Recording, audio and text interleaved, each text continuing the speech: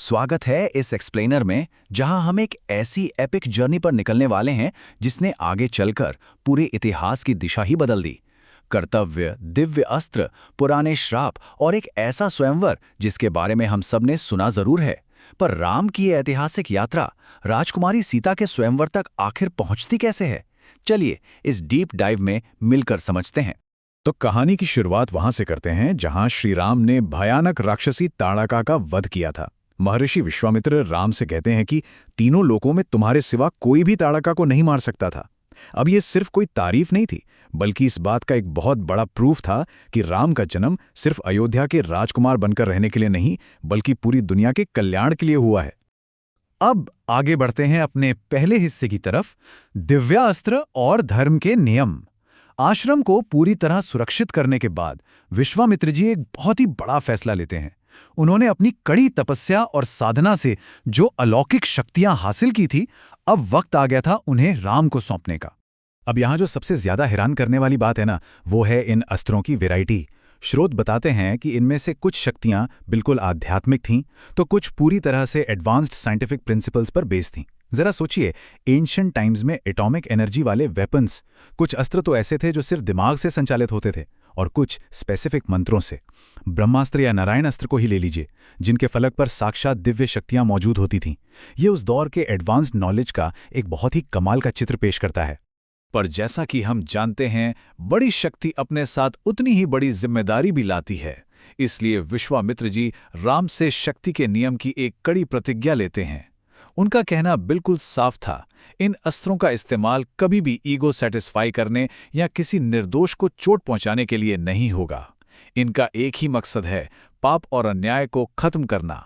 क्योंकि असली शूरवीर वही है जो कमजोरों को बचाने के लिए अपने हथियार उठाता है। इसके बाद हम चलते हैं मिथिला के आमंत्रण पर। धर्म के इन लेसन्स और सुबाहु तथा मारिच जैसे राक्षसों के खत्मे के बाद कहानी में एक जबरदस्त ट्विस्ट आता है। राजा जनक का एक मैसेज आता है विश्वामित्र के आश्रम में। मैसेज था कि राजा जनक अपनी अद्भुत बेटी राजकुमारी सीता के लिए एक बहुत ही ग्रैंड स्वयंवर ऑर्गेनाइज कर रहे हैं। अब क्योंकि सीता एक देवी कन्या है, राजा जनक ने सोच लिया था कि उनका विवाह किसी आम इंसान से तो नहीं हो सकता। इसलिए उन्होंने एक ऐसी शर्त रख दी जो उस वक्त किसी के लिए भी पूरी करना ऑलमोस्ट इम्पॉसिबल लग रहा था। तो आखिर वो शर्त थी क्या? शर्त जुड़ी थी भगवान शिव के एक अलौकिक और दिव्य धनुष से, जो देवताओं ने जनक के परिवार को दिया था। रूल एकदम सिंपल पर खतरनाक था। जो भी महान शूरवीर इस पुराने और भारी शिव धनुष को उठाकर उस पे प्रत्यंचा यानी स्ट्रिंग चढ़ा देगा, वही सीता से विवाह करेगा। ये हिस्टोरिक चैलेंज सुनकर विश्वामित्र जी डिसाइड करते हैं कि राम और लक्ष्मण को भी इस स्वयंवर में उनके साथ चलना चाहिए। अब आते हैं तीसरे हिस्से पर, पवित्र गंगा की कथा। मिथिला का ये सफर सिर्फ चलने के बारे में नहीं था। रास्ते में जब वो सब पवित्र गंगा नदी के किनारे रुकते हैं, तो विश्वामित्र राम को उनके ही पूर्वजों की एक बहुत ही इंस्पायरिंग कहानी सुनाते हैं। ये एक ऐसी स्टोरी है जो कई जनरेशन्स तक चली। स्टार्ट होता है राजा सागर के बेटों से, जो महर्षि कपिल के श्राप से भस्म हो गए थे। उन्हें बचाने के लिए राजा सागर, अंशुमन और दिलीप ने पूरी जिंदगी लगा दी, पर फेल रहे।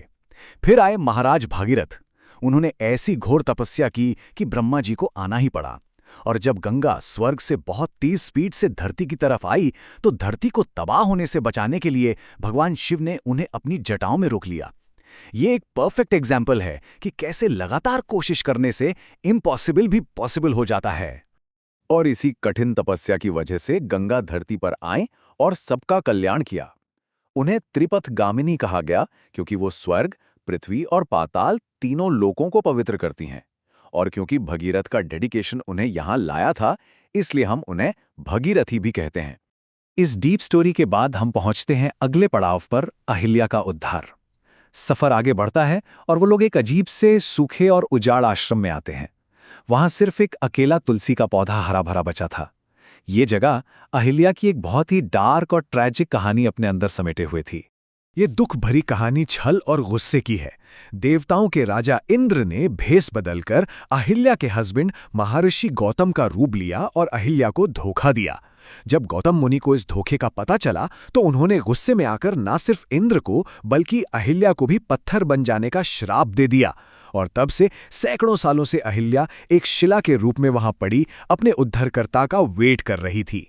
इस बिल्कुल टूटे हुए माहौल में विश्वामित्र जी राम से एक ऐसी बात कहते हैं जो हम सबको याद रखनी चाहिए। वो कहते हैं कि किसी की गलती पर उसे सजा देना तो सबको आता है, पर जो किसी गिरे हुए को वापस उठा सके, उसके पाप धो सके, वैसा पतित पावन सच में बहुत रेयर होता है। ये कहकर वो राम से कहते हैं कि वो इस पत्थर को अपने पैरों से छू लें। और सच में यही वो मोमेंट है जो श्री राम के पूरे कैरेक्टर को डिफाइन करता है। जैसे ही उनके चरण उस शिला पर पड़ते हैं, वो सदियों पुराना श्राप एक झटके में टूट जाता है। पत्थर की जगह अहिल्या वापस अपने असली रूप में आ जाती हैं। ये एक बहुत ही क्लियर मैसेज है कि सच्ची दया और करुणा से किसी भी अंधेरे को खत्म किया जा सकता है। अब आते हैं अपने आखिरी हिस्से की तरफ, स्वयंवर की तैयारी। इन सब इंटेंस स्पिरिचुअल एक्सपीरियंसेस के बाद राम, लक्ष्मण और विश्वामित्र आखिरकार मिथिला नगरी पहुंच ही जाते हैं और एक शांत आम के बगीचे में आराम करते हैं। स्वयंवर का मंच अब पूरी तरह रेडी था, पर महल के अंदर की टेंशन कुछ और ही थी। माता सुनैना थोड़ी परेशान थीं, पर राजकुमारी सीता बड़े ही शांति और पूरी श्रद्धा के साथ भगवान शिव के उसी धनुष की पूजा कर रही थीं, जिसे उठाने का चैलेंज रखा गया था। उन्होंने सब कुछ भगवान की मर्जी पर छोड़ दिया था, इस अटूट विश्वास के साथ कि भगवान शिव के इस आशीर्वाद से कभी किसी का बुरा नहीं हो सकता। तो अब हम इस एपिक कथा के सबसे edge of the seat moment पर खड़े हैं। पूरे आर्यावर्त यानी आज के इंडियन सबकॉन्टिनेंट के कोने कोने से सबसे बड़े और ताकतवर राजा और राजकुमार मिथिला आ चुके हैं। लेकिन सबसे बड़ा सवाल अभी भी यही है, क्या इनमें से किसी के पास भी सच में वो औकात, वो अकल्पनीय ताकत है जो शिव के उस भारी दिव्य धनुष को उठाकर प्रत्यंचा चढ़ा सके? और क्या कोई सीता का हाथ जीत पाएगा? इस एक्सप्लेनर में इतना ही। इस पर विचार कीजिए और सोचिए कि आगे क्या हुआ होगा।